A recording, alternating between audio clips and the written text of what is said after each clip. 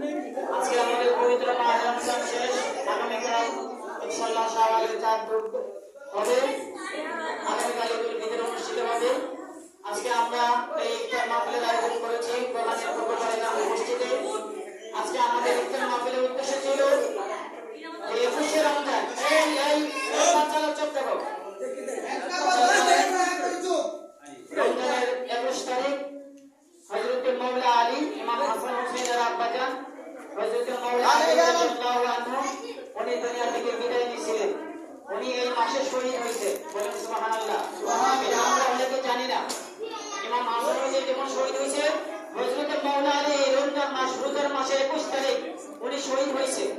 উনারে রোজার মাসের 19 রমজান রোজার 19 তারিখ এরকম মাওলা আলী যখন নামাজ পড়াইতেছিলেন, উনারে পিছন দিক দিয়ে এক লোক মুসল্লি, নামদারি মুসল্লি, পিছন দিক দিয়ে মাওলা আলীকে সেজদার মধ্যে গিয়া সে তরোয়াল দিয়ে 13টা কারবার মধ্যে 17টা আঘাত করছে। 19 রমজান মাওলা আলীকে আঘাত করছে। উনি ওই আঘাতে উনি 21 রমজান দুনিয়া থেকে বিদায় নিয়েছেন। 21 রমজান উনি দুনিয়া থেকে বিদায় নিয়েছেন। তো এই মাওলা আলীকে স্মরণ করে আমাদের আজকের ইফতার মাহফিল, আল্লাহ রাব্বুল আলামিন যেন আমাদের এই ইফতার মাহফিলকে কবুলের মধ্যে করে সকলে বলেন আমিন। আরেকটু বড় বিশেষভাবে স্মরণ করছি, আজকে আপনারা জানেন যে ইরানের সাথে যুদ্ধ চলতেছে, ইরানের সাথে যুদ্ধ চলতেছে আপনার ইহুদিদের সাথে এবং খ্রিস্টানদের সঙ্গে।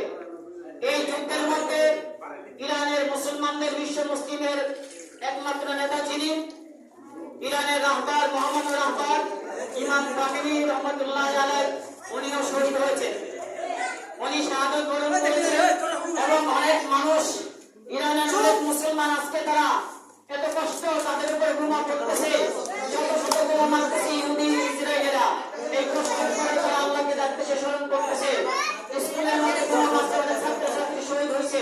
ইরানের সকল শহীদদেরকে স্মরণ করে আমরা আজকে এই ইফতার মাহফিল থেকে স্মরণ করছি। সেই সাথে মহান আল্লাহ রাব্বুল আলামিনের দরবারে দোয়া করি আল্লাহ রাব্বুল আলামিন যেন ইরানকে বিজয় দান করে, সবাই বলুন আমিন। ইহুদি খ্রিস্টানদেরকে যেন আল্লাহ ধ্বংস করে এবং ইরানকে যেন বিজয় দান করে, সবাই বলুন আমিন। আলহামদুলিল্লাহ রাব্বিল আলামিন।